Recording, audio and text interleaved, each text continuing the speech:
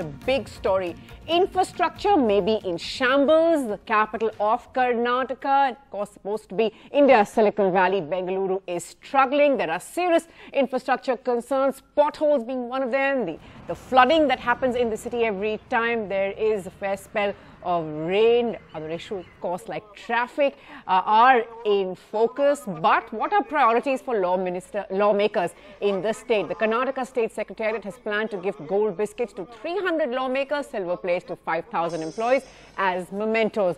They are marking the diamond jubilee of the iconic Vidhana Souda in Bengaluru. It is a proposal only so far, but it's coming in for a fair amount of criticism. As you can imagine, a budget of over 26 crores has been set aside. But who exactly has signed off on this? Not us, says the government.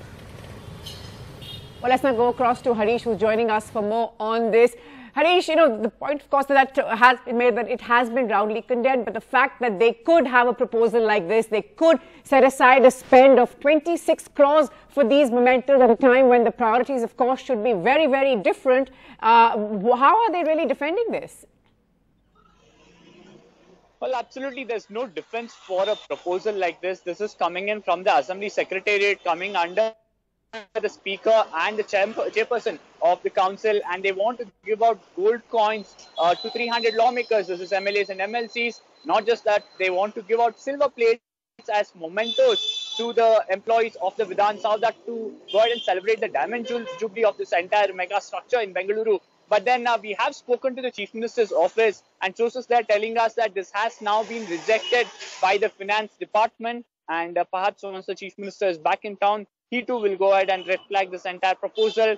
I've spoken to several MLAs from morning, cutting across party lines. All of them are questioning the rationale and the need behind this. They're saying at a time when there has been so much criticism about the crumbling infrastructure in the city, why give gold coins or gold biscuits to MLAs? And perhaps the ideal way to celebrate the iconic moment is to go ahead and have symposium or program at this iconic structure and not really give any gifts to the MLAs.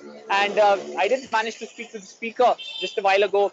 He's saying that this is just a proposal sent out, but then he's not getting into the detail of it. Initially, he refuted that there was any proposal to give gold coins, but he's saying once if the Finance Department declines approving such a cost, they will look at other alternatives. But now we have a confirmation that the Finance Department has indeed rejected this entire proposal.